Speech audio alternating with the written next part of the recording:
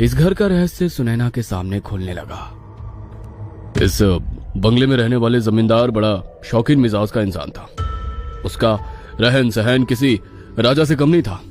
मतलब अपने भरोसे के दो लोगों को हाथ की सेना की अंगूठी या ऐसा ही कुछ तोहफे में देता था।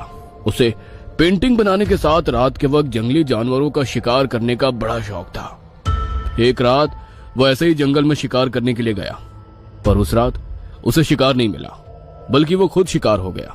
एक बेहद खूबसूरत लड़की की खूबसूरती का शिकार। वो लड़की अधमरी हालत में जंगल में पड़ी मिली। उसके कपड़े पूरी तरह से फाड़ दिए गए थे। जगह जगह लगी चोटों से खून बह रहा था।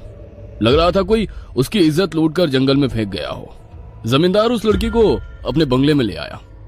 एक रात उस जमींदार ने अपने हाथों से उस लड़की की खूबसूरत पेंटिंग बनानी शुरू की, पर उस जवान खूबसूरत लड़की का बदन निहारते हुए उसके अंदर का जानवर जागने लगा।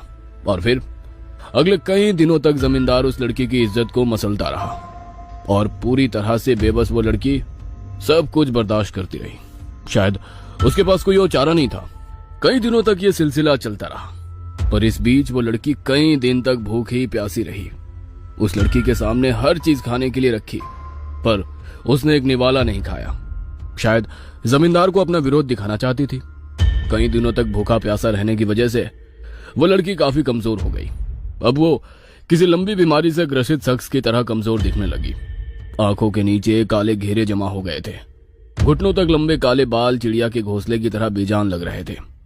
लड़की की ये हालत देखकर जमींदार ने अपने भरोसे के दो नौकरों को बुलाया और उनसे कहा, इस लड़की को खत्म करके जंगल में दफना दे, समझ गए ना? दोनों ने उस लड़की को उठाया और जंगल के अंदर ले गए। बड़ा सा गड्ढा खोदा और जमीन पर बेजान पड़ी उस लड़की की जवानी देखकर दोनों की आंखों में वहशीपन जागने लगा। एक ने कहा, वैसे भी मारना है, मजा लेकर मारेंगे।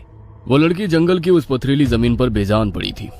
शायद वो पूनम की रात थी। चांद आसमान में पूरी तरह से अपनी रोशनी बिखेरने लगा। दोनों ने उस लड़की पर नजर डाली। बेचारी का शरीर पूरी तरह से मुरझा चुका था, पर उन वहशी दरिंदों को कहां उस लड़की पर रहम आने वाला था। रात धीरे धीरे आगे बढ़ती रही। सुबह वह जमींदार नींद से उठा। रह रहकर उस लड़की की याद आ रही थी। इसलिए नहीं कि उसे जान से मार दिया था, बल्कि इसलिए कि वो लड़की बला की खूबसूरत थी। टेबल पर रखा सिगरेट का पैकेट उठाया, एक सिगरेट जलाई और लंबा कश लेते हुए उसकी नजर अपने कमरे के दरवाजे पर गई और थोड़ा हैरान हो गया। उसके कमरे का दरवाजा खुला ही था। उसे अपने बाथरूम से आवाज आ रही थी, जैसे कोई बाथरूम में नहा रहा हो। वो हैरान होकर बाथरूम की ओर गया।